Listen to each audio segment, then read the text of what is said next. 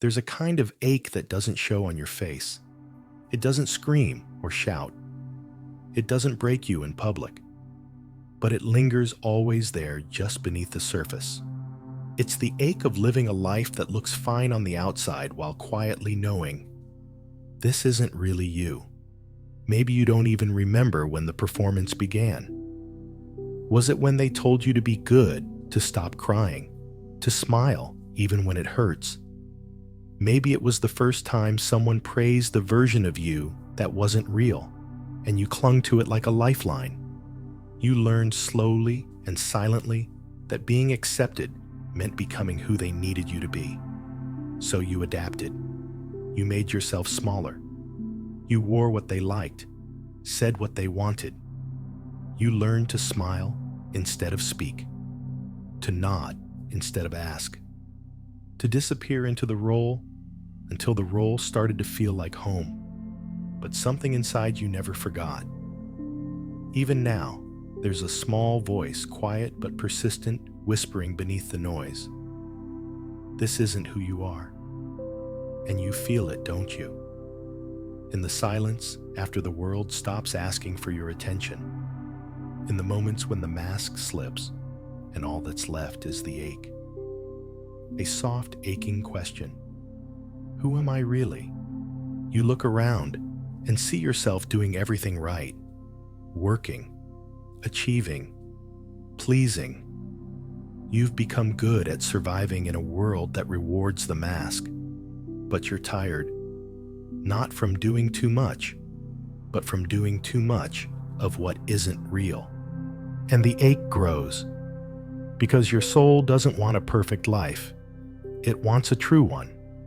You're not lost because you're broken. You're not empty because something's wrong with you. You're just far from yourself, like someone who's drifted too far out to sea and finally realizes they missed the shore. This is not failure. This is the beginning, because only those who feel the ache are close enough to hear the call. There's a moment in life, usually so quiet you almost miss it, when you realize you've been playing a role for so long that you forgot who was underneath it. No one tells you when the mask first slips over your face. It's not dramatic. It doesn't feel like lying. It feels like survival. You're just being polite, responsible, mature. You're just keeping the peace. And so the mask forms. You learn to be agreeable, to stay small, to avoid being too much, or too loud, or too emotional.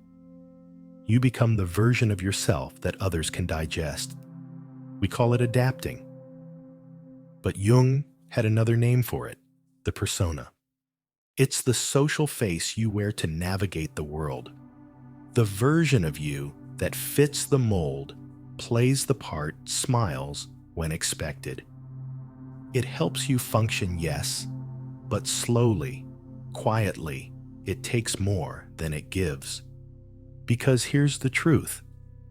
Every time you say yes, when your heart says no, every time you laugh to keep the tension from rising, every time you shrink yourself to make others comfortable, you are teaching your soul to stay hidden.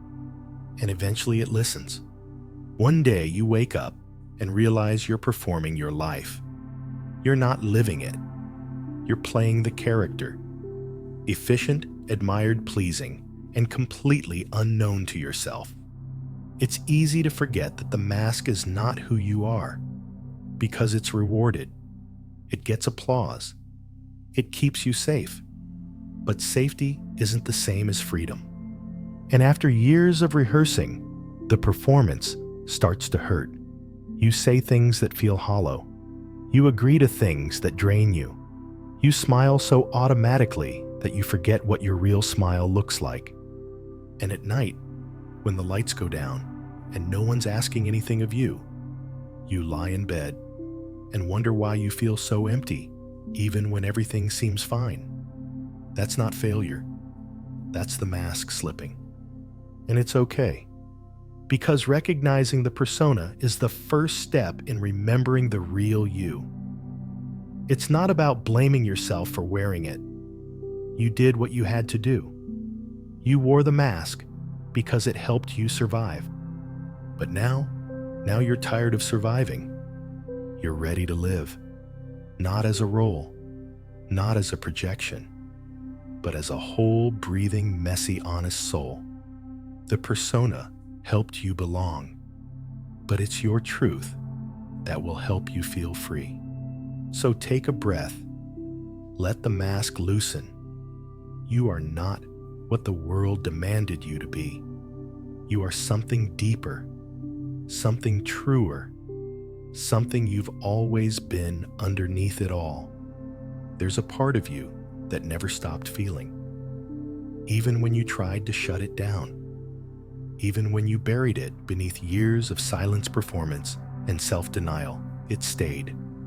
It's the part that flinches when someone raises their voice, the part that aches when you betray your own needs, the part that remembers even when you've forgotten. Jung called it the shadow, but maybe it's better described as the version of you that wasn't allowed to exist. The wild you, the angry you, the tender, messy, hungry, sensitive you. You were told it was too much, so you hid it. You were told it was inappropriate, so you buried it. And with every bit of yourself you tucked away, you built the persona stronger.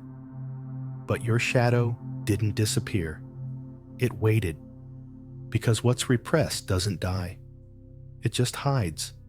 It waits behind your smile, your self-control, your endless attempts to be good.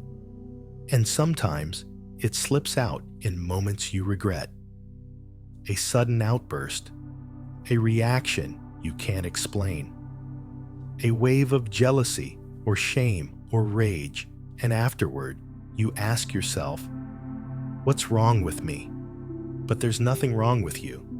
That's just the shadow trying to speak, not to hurt you, but to be heard.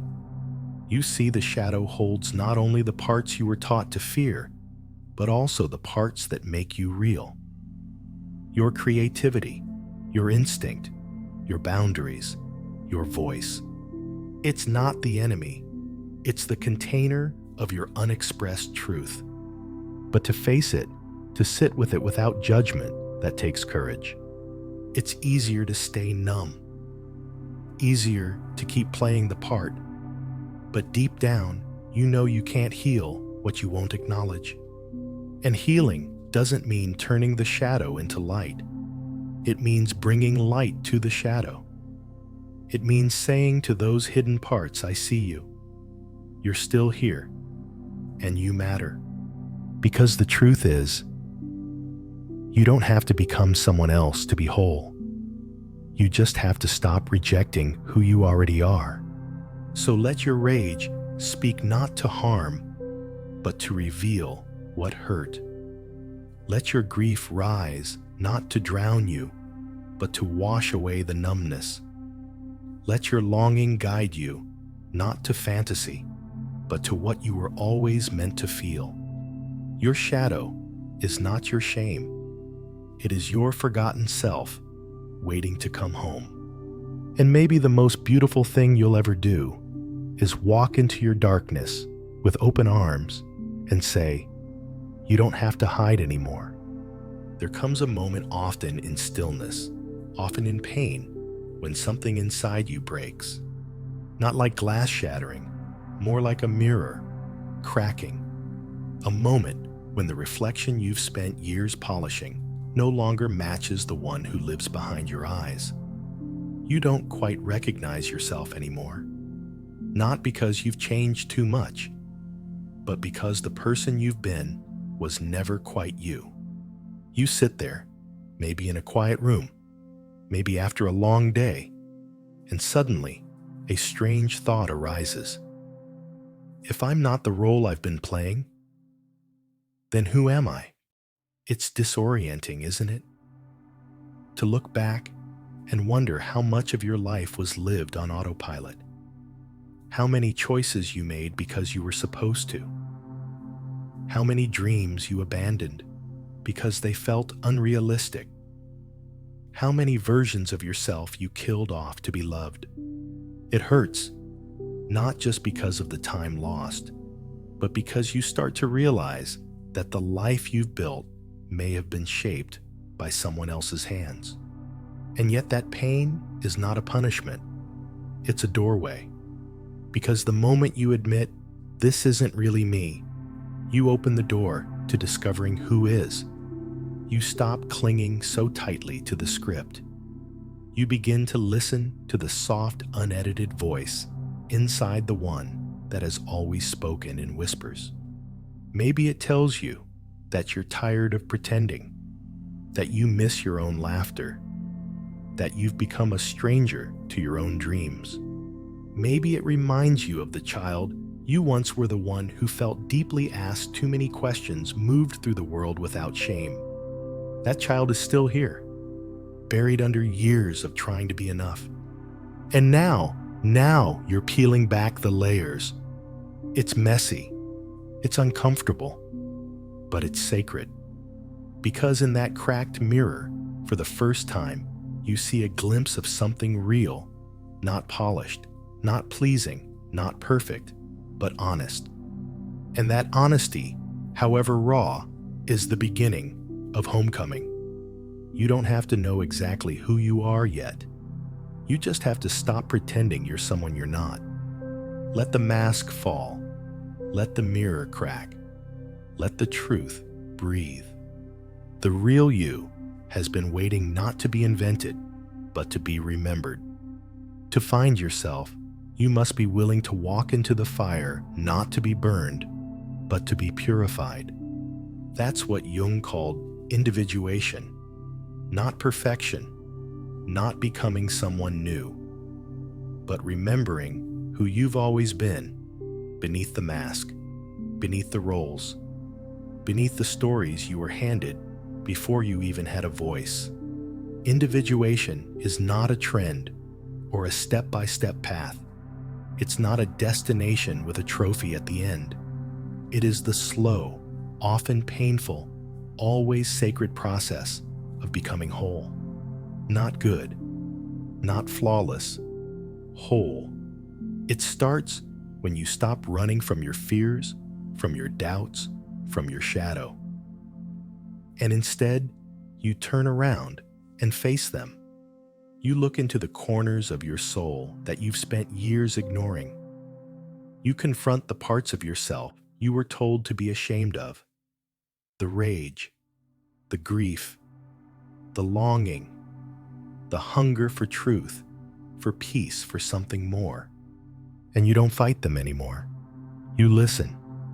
You begin to understand that the very things you thought made you too much are the things that make you alive. That the chaos inside you was never chaos.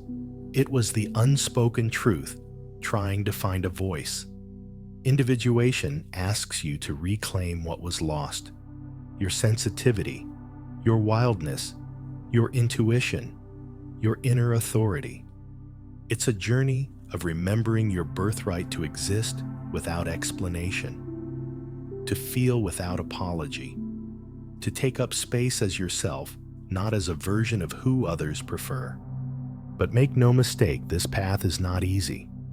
You will mourn the life you built while pretending. You will feel lonely as you peel away from the people who only knew the mask. You will grieve the years spent hiding your soul just to belong. But in that grief, something else emerges: freedom. Real freedom.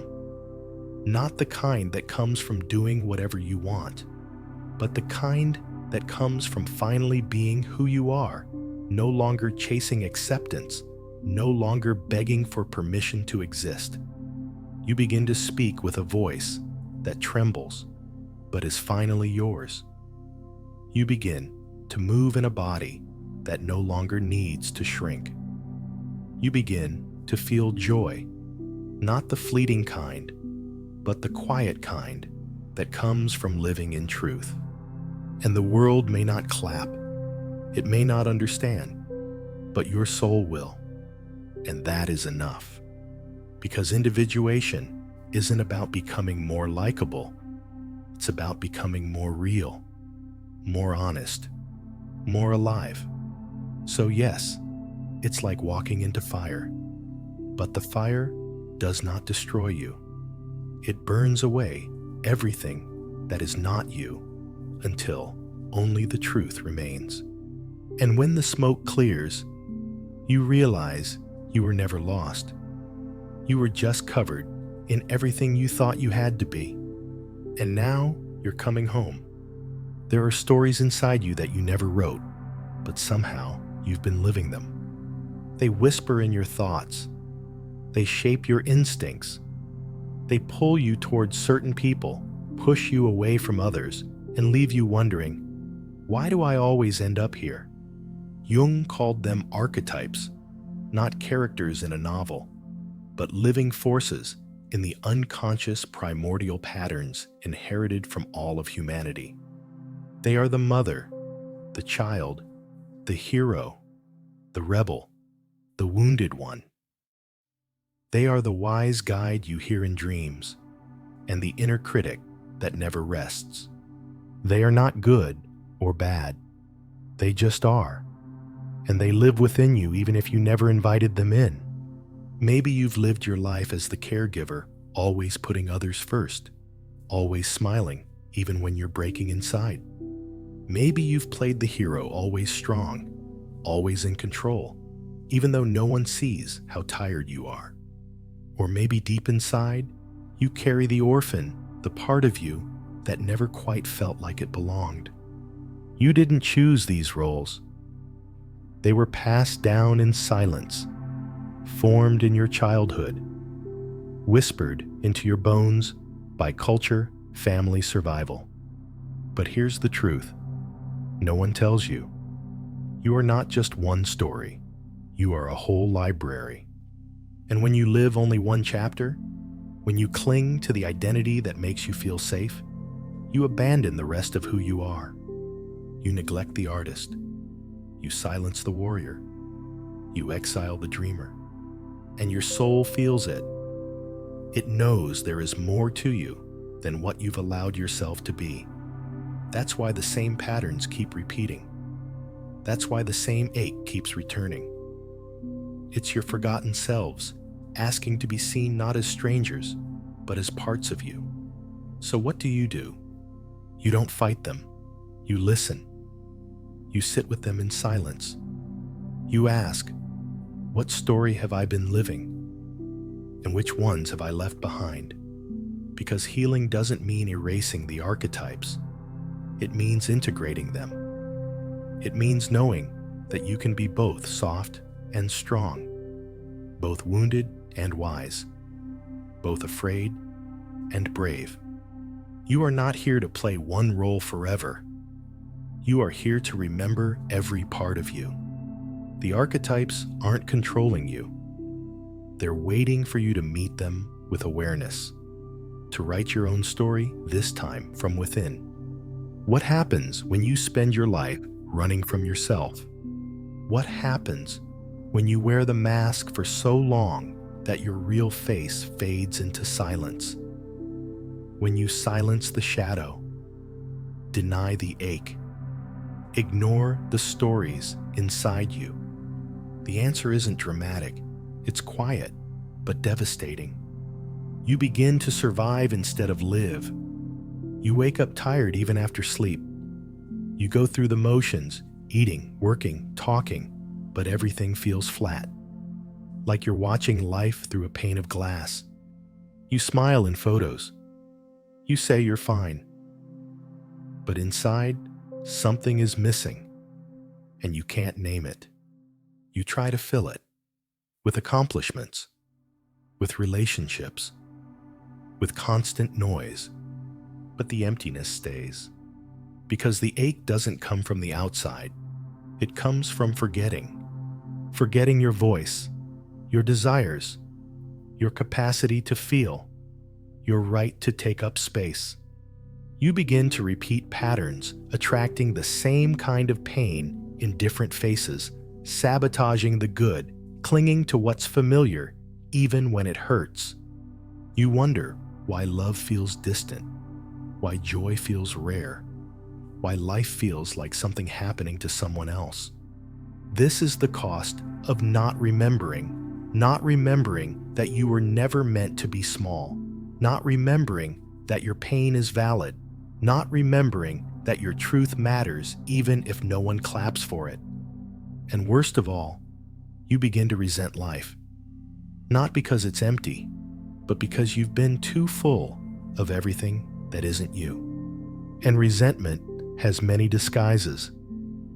It can look like depression, like anxiety, like numbness, like anger you can't explain. You might blame the world, or others, or yourself. But deep down, you know it's grief. Grief for the life you could have lived. Grief for the self you abandoned to survive. But even now, even in the ache, there's something calling you back. A faint memory, a soft voice. It says, you don't have to live this way. And that whisper, that tiny breath of truth, is the beginning of return. Because no matter how far you've drifted, you can always come back. You are not too late. You are not too lost. You are not beyond repair. You are simply remembering. You are not lost. You are just on your way back. Back from years of pretending. Back from a life lived in fragments.